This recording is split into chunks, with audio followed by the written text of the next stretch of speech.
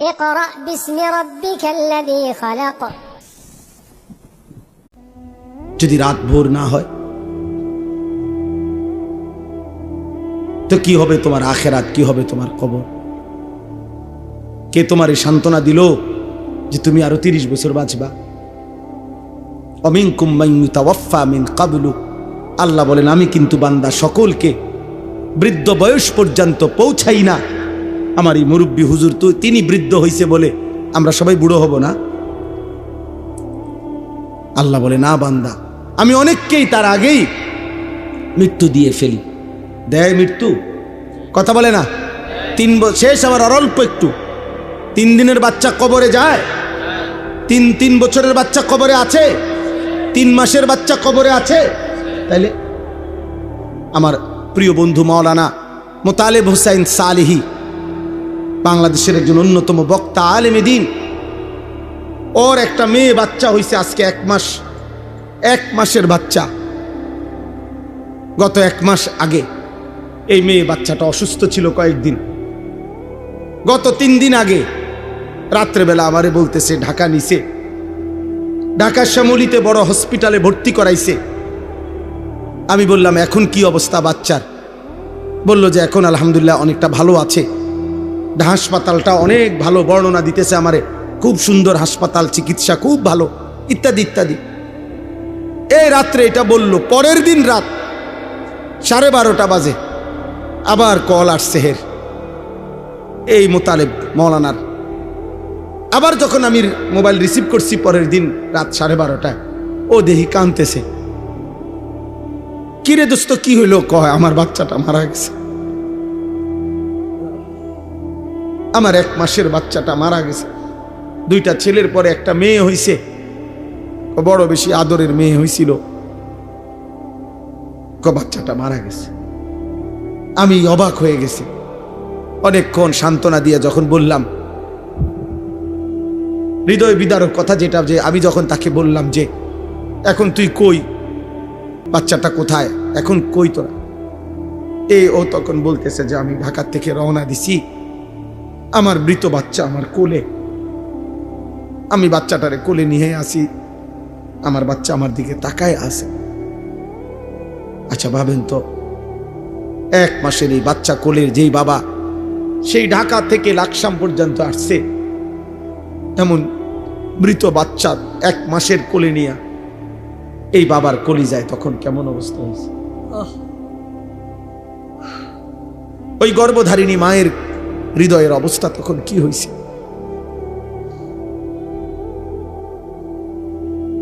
তাইলে বন্ধু আমার, দোস্ত আমার, সাথী আমার, এই মোবাইল নিয়ে তোমরা এমন শুরু করছো কেন? তোমরা কি করছো বাপ? এইভাবে নিজেকে ভুলে গেলা কেমনে? আর এই পৃথিবীর কোনো উপকার না করলা, নিজেরে এভাবে তিলে তিলে নষ্ট করে দিচ্ছ কেন? তোমার চরিত্রের অবস্থা কি তুমি জানো? তোমার দেহের অবস্থা কি? তোমার চেহারার হালাত কি? চুল রাখছো মুশরিকের মতো, শরীর নাপাক করে রাখো। আহা, আল্লাহ তোমাদের উপরে দয়া করেন, আল্লাহ তোমাদের উপরে রহম করেন। এটা কেমন জীবন আব্বা? 1 ওয়াক্ত নামাজ পড়তে মন চায় না, কেমন জীবন? কোনদিন মালিকের নাম আসে। আজকে আমি মসজিদে জুমার নামাজে আমার জুমার বয়ানের তাফসিরে বলছি, শয়তানকে শয়তান কেন বলা হয়? শয়তানকে শিন তা নুন, শয়তানের মূল অক্ষর, অর্থ হলো 24 ঘন্টা যার প্রতি মুহূর্ত যে হক থেকে, সত্য থেকে দূরে, এই জন্য তাকে শয়তান বলা হয়। অর্থাৎ 1 সেকেন্ড যে নিজে এবং তার অনুসারীদেরকে 24 ঘন্টা যে হক থেকে, সত্য থেকে, আল্লাহর পথ থেকে সরায়া রাখতে চায়, এই জন্য তাকে শয়তান বলে।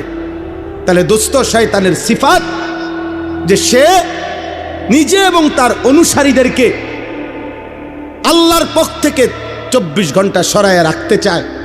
তাহলে 24 ঘন্টার একটা দিনে তোমাদের যাদের একটা ওয়াক্ত নামাজের সেজদা জুটলো না কপালে, তুমি কিংবা তোমার আশেপাশের কোনো বন্ধু, তাহলে তুমি তো নিজে এবং তোমার বন্ধুদেরকে তুমি তো যেই পথে পরিচালিত করিলা এ তো শয়তানের আখলাক, এ তো ইনসানের আখলাক হইতে পারে না, এ তো মানুষের চরিত্র হইতে পারে না।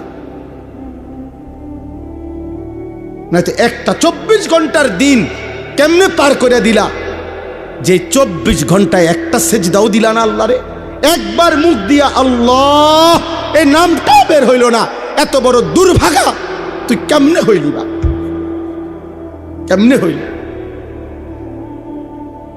আমার অস্থিরতা তো এটা নিয়া, আমার অশান্তি তো এটা নিয়া, যারে কিভাবে সম্ভব মুসলমানের ঘরে জন্ম নিয়ে ইমানদার মা বাবার সন্তান হয়ে, এটা কেমন ছেলে কেমন মেয়ে যার 24 ঘন্টায় একবার তার মুখ দিয়া তার রবের নাম বের হইল না?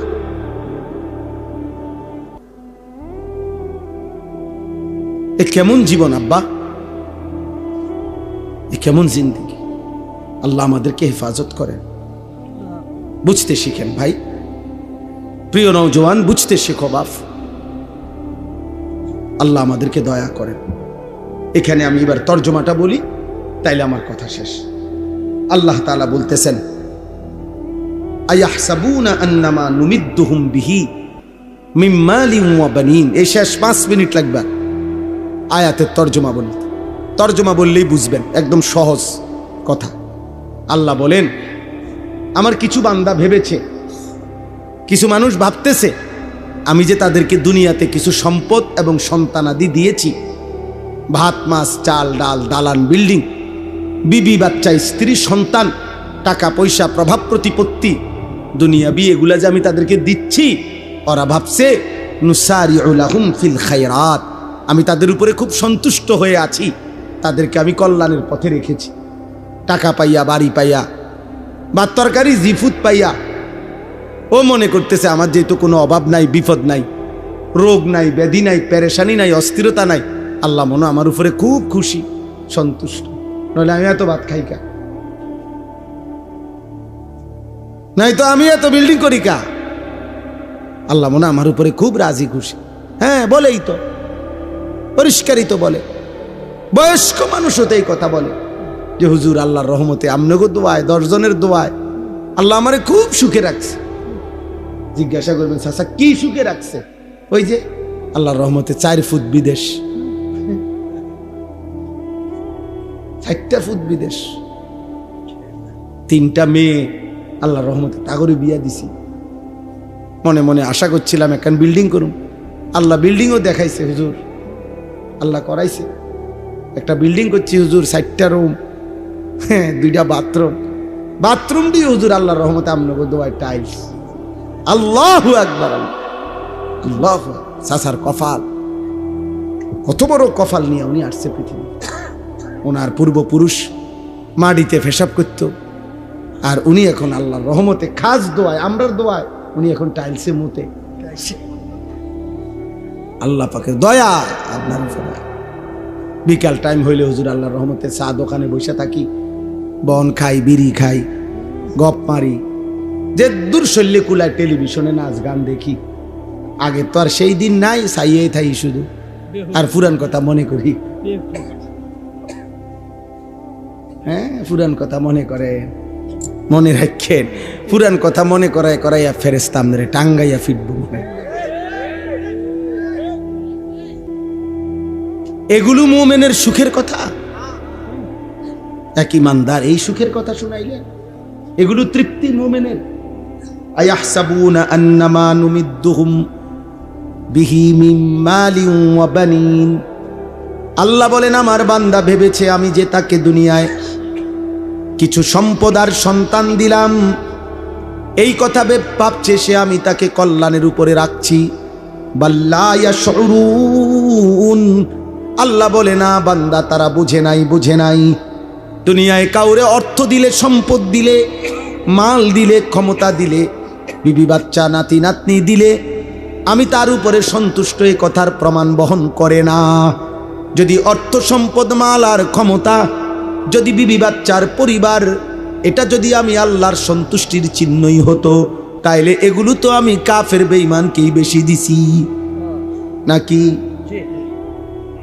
আমাদের এখানে আমরা যারা বসছি এখন, আমরা যদি প্রত্যেকেই আমরা যদি 30 তালা কইরা এই বাংলাদেশে একটা বিল্ডিং শেষ করি, মনে করেন কাম আজকে মনে করেন বিকালে আমগো 30 নম্বর তালার সবার ছাদ ঢালাই দিলাম, তো আপনি খবর নিবেন আজকা তো শুনবেন ইউরোপ আমেরিকায় আজকে এই পরিমাণ মানুষ হয়তো 200 নম্বর তালার ছাদ ঢালাই দিছে। হ্যাঁ, তা আপনি আরো তো 170 তালা ফিসে পড়ে গেলেন, হেডি কোন সময় ছাদ ঢালাই দিবেন? কথা বুঝেন নাই আমার? দুনিয়া মুশরিকের সমপরিমাণ হবে না তো বাপ, কাফেরের সমপরিমাণ হবে না তো বাপ, দুনিয়া বেঈমানের পরিমাণ হবে না। ওদের সমপরিমাণ অস্ত্র কিনে আমরা ওদের সাথে যুদ্ধ করতে পারবো না, ওদের সমপরিমাণ শক্তি দুনিয়াবি শক্তি দিয়ে আমরা ওদের সাথে লড়াই করে পারবো না। 1450 বছর ইসলাম কাফের মুশরিকদের সমপরিমাণ অস্ত্র দিয়ে কোনোদিনও যুদ্ধ করে নাই, সমপরিমাণ জনশক্তি দিয়েও জনবল দিয়েও যুদ্ধ করে নাই। প্রতিবার মোমেনের বিজয় হয়েছে মহান আল্লাহ পাক রব্বুল আলামিনের শক্তিতে, প্রতিবার বিজয় দিয়েছেন আল্লাহ। প্রতিবার মোমেন তার রবের সাথে সম্পর্ক করেই সেজদার শক্তিতে, ইমানের শক্তিতে, কালেমার শক্তিতেই মহান আল্লাহর দয়ায় প্রতিবার ইমানের বিজয় হয়েছে। অতএব মিলাইলে হইতো না আমাগরে আল্লাহ কাফেরদের সমপরিমাণ দুনিয়া দিবে না, এটা আল্লাহর ওয়াদা, এটা আল্লাহর ওয়াদা, আল্লাহর ওয়াদা। আমরা দেশের ধনীও ধনী আর ইউরোপ আমেরিকার ধনীও ধনী। আমরা দেশের 4 তলা বিল্ডিংওয়ালা যদি মনে করে ধনী, ইউরোপ আমেরিকাতে 4 তলা বিল্ডিং এ ছাগলও পালে না। আমরা দেশের প্রাইভেট কার চালানোওয়ালা যদি মনে করে ধনী, তো জাপানে ইউরোপে প্রাইভেট কারের মধ্যে ছাগল টানে। আমারে বলছি, এটা সত্যই কথা। কাজেই দুনিয়া বিয়েগুলো কি নয়, মূল সফলতা নয়, সন্তুষ্টি আল্লাহর নয়। তাহলে আল্লাহর সন্তুষ্টি কিসের মধ্যে? এই শেষ কথাটা আল্লাহ বলছে, যার মধ্যে 4টা জিনিস আছে তার প্রতি আল্লাহ সন্তুষ্ট হয়ে আছে।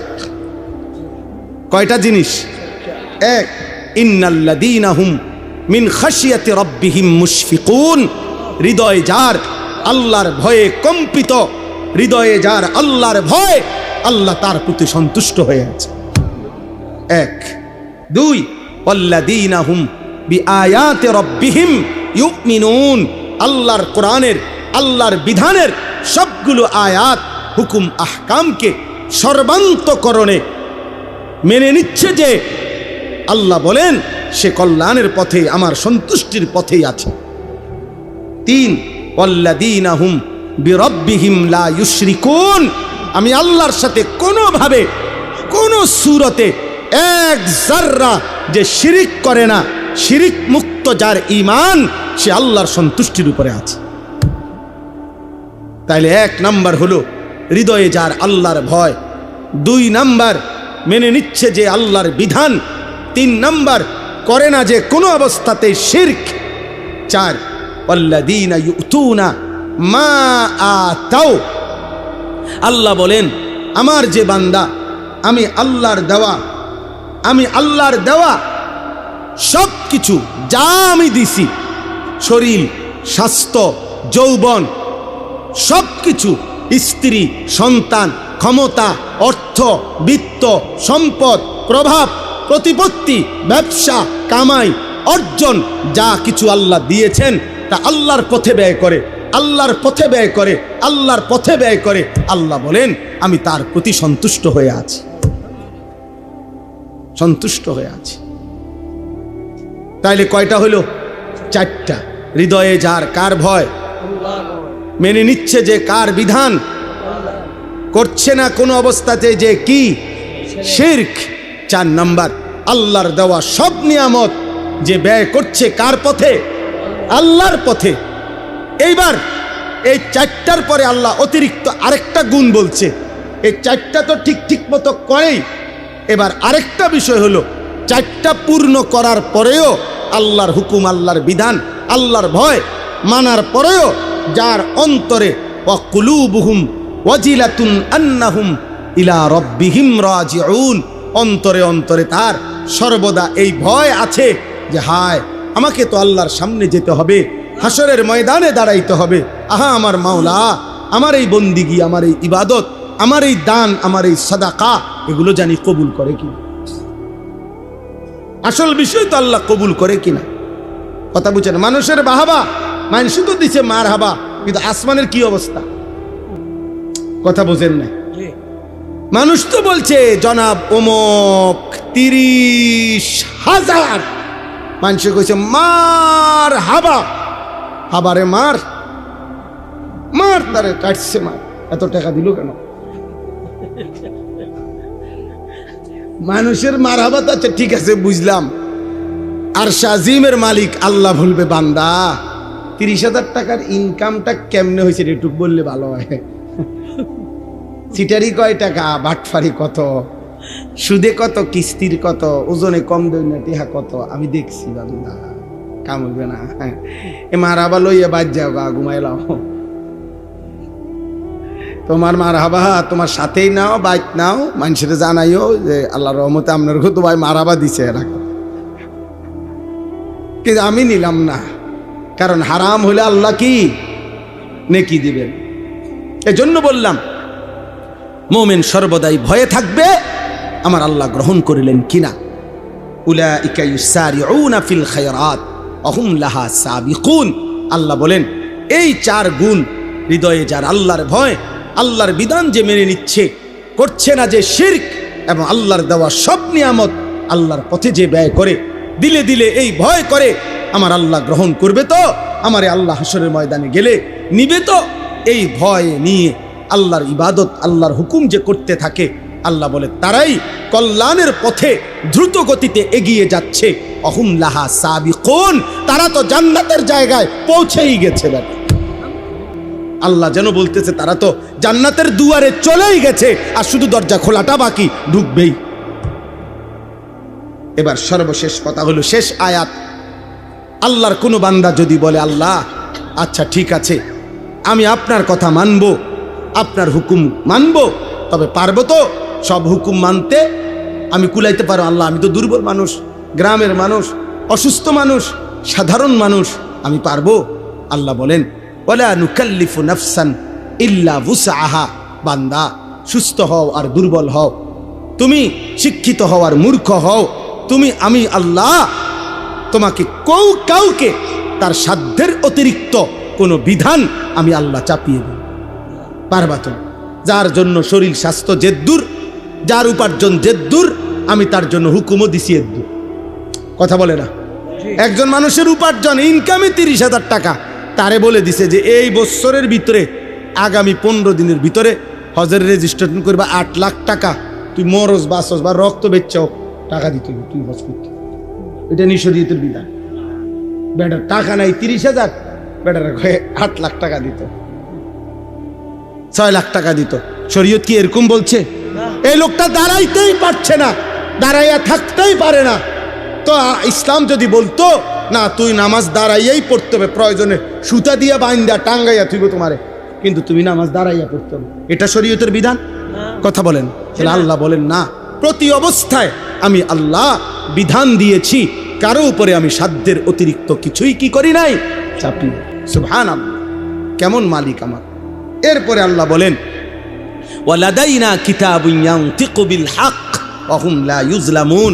আল্লাহ বলেন সর্বশেষ আমার কাছে মনে রেখো আমার ফেরেশতার আমলনামা লিখছে, এই আমলনামা রেডি হইতেছে, তুমি ঘাবড়াইও না, তুমি আমল করতে থাকো, আর আমার ফেরেশতা আমলনামার কিতাব রেডি করছে। কিয়ামতের দিন তোমার আমলনামাই তোমার সামনে কথা বলবে, এক বিন্দু জুলুম হবে না, একটা নেকিও ছুটে যাবে না, একটা গুনাহ বেশি লেখা হবে না। ঠিক তুমি যা করেছ তার আলোকেই ফয়সালা হবে, তার আলোকেই সিদ্ধান্ত হবে, তার আলোকেই বিচার হবে। আল্লাহ আমাদেরকে ঈমান আমলের জীবন দান করেন, আল্লাহ তাআলা আমাদেরকে উত্তম আখলাকের জীবন দান করেন। অনেক কষ্ট করছেন আপনারা, অনেক রাত সবর করছেন, আল্লাহ আপনাদের এই বসা, এই সবরে সর্বোত্তম বিনিময় দান করে। আমার কিশোর ভাই, নওজোয়ান ভাই, আজকের রাত থেকেই নামাজ পড়ো, শরীর পবিত্র রাখো, নারী দেখো না, ছবি দেখো না, অস্থির দৃশ্য দেখো না। আল্লাহ আমাদের সকলকে তৌফিক দান করেন। আর 1 মিনিট দোয়া করি। দোয়ার আগে 2টা মিনিট মাদ্রাসার আমার প্রিয় ভাই জনাব জসিমউদ্দিন চৌধুরী ভাইয়া বলছেন মাদ্রাসার কাজে সর্বাত্মক সহযোগিতা করবে। আলহামদুলিল্লাহ, আপনারাও প্রত্যেকে যদি একটু পকেটে হাত দেন, 2টা মিনিট প্রত্যেকেই মাদ্রাসার এই কাজ অল্প একটু জায়গায় সুন্দর ভবন করবে। মৌলানা মাহমুদ সাহেব আমারে দেখাইছেন এটার প্ল্যানিং, অনেক সুন্দর পরিকল্পনা, অনেক ফিকির তার। আল্লাহ যেন এই ফিকিরের সাথে আমাদেরকে অংশগ্রহণ করার তৌফিক দান করে, এই আশায় প্রত্যেকেই যার যার সামর্থ্য অনুপাতে মাদ্রাসার জন্য আজকে থাকলে কিছু সহযোগিতা করেন, আবার এখন না থাকলে পরে আপনারা দিয়েন, এখন যাদের আছে দেন, ইনশাআল্লাহ বরকত হবে। আমি সবার জন্য দোয়া করছি। যাওয়ার সময় আরেকটা ছোট্ট অনুরোধ হলো, আমার গাড়িতে একটা বহুতই মূল্যবান দামি আপনাদের আমাদের প্রত্যেকের জীবনের উপযোগী একটা কিতাব আছে, তালিমুস সুন্নাহ। কিতাবটা আমাদের নবীজি সাল্লাল্লাহু আলাইহি সাল্লামের পুরা জিন্দেগীর ছোট বড় বিন্দু বিন্দু সমস্ত সুন্নাত এই কিতাবের মধ্যে প্রায় 600 পৃষ্ঠা ব্যাপী নবীজির জীবনের যত সুন্নাত একজন মোমেনের প্রয়োজনীয় ছোট বড় দলিল সহ প্রমাণ সহ এখানে লেখা আছে। আমরা এটা বিক্রি করি 400 টাকা মূল্যে। বাংলাদেশের একজন শ্রেষ্ঠ বুজুর্গ অন্যতম অধ্যক্ষ মিজানুর রহমান চৌধুরী, ঢাকা গাজীপুরের হজরত, উনি এই কিতাবটা উলামায়ে কেরামের তত্ত্বাবধানে লিখছেন। অনেক প্রয়োজনীয় উপকারী, প্রত্যেকের ঘরে ঘরে মা চাচি বোন নারী পুরুষ জওয়ান বৃদ্ধ বাচ্চা সকলের পড়ার উপযোগী একটি উপকারী কিতাব। যাওয়ার সময় আমাদের সাদা গাড়িতে কিতাবটা আছে। যাদেরই সুযোগ হয় 400 টাকা মূল্যে কিতাবটি কিনলে আপনার অনেক ফায়দা হবে, নবীজির একটা একটা সুন্নাত শিখতে পারবেন। আল্লাহ আমাদেরকে তৌফিক দান করেন। আর কিশোর নওজোয়ান ভাই, আগামী 6, 7, 8 মানে এই বৃহস্পতি শুক্র শনিবার আগামী সপ্তাহ যেটা আসতেছে, ওই দিন 3 দিন ব্যাপী আমার যেই মাদ্রাসায় আশরাফুল উলুম ময়নামতি, সেখানে স্কুল কলেজ ইউনিভার্সিটির কিশোর যুবক ছেলেদের জন্য 15 থেকে 30 বছর বয়সী যে সমস্ত ছেলে, তাদের জন্য 3 দিন ব্যাপী প্রশিক্ষণ কোর্সের আয়োজন করা হয়েছে। গত 3 মাস আগেও একবার হয়েছিল, এখন আবার হবে। অজু, নামাজ, সূরা, কেরাত, দোয়া, কালাম, ঈমান, আমল, আকীদা, চরিত্র গঠনমূলক বিষয়াদি একদম হাতে কলমে প্র্যাকটিক্যাল শেখানো হবে। এজন্য যাদের সুযোগ হয়, আমাদের এটা বিজ্ঞাপন আকারে দেওয়া আছে, আমাদের বিভিন্ন মোবাইলে পাওয়া যাবে, মাওলানা মাহমুদ ভাইয়ের কাছে এটার তথ্য পাওয়া যাবে।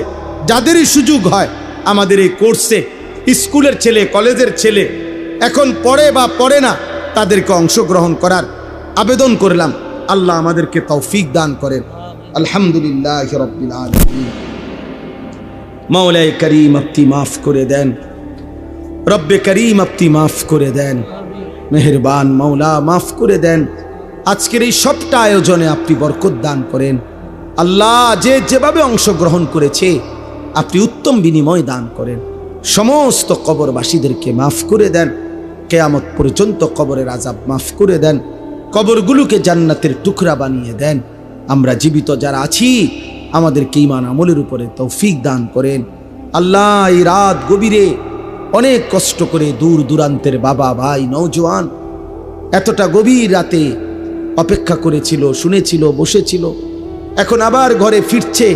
আল্লাহ প্রত্যেককে সহি সালামতে নিরাপদে যার যার গন্তব্যে ফেরার তৌফিক দান করেন। আল্লাহ প্রতিটা যুবককে সেজদাওয়ালা নামাজি বানিয়ে দেন। বাবা চাচাদেরকে আরো বেশি নেক আমলের তৌফিক দান করেন। মা বোনদেরকে পর্দা পুশিদা দান করেন।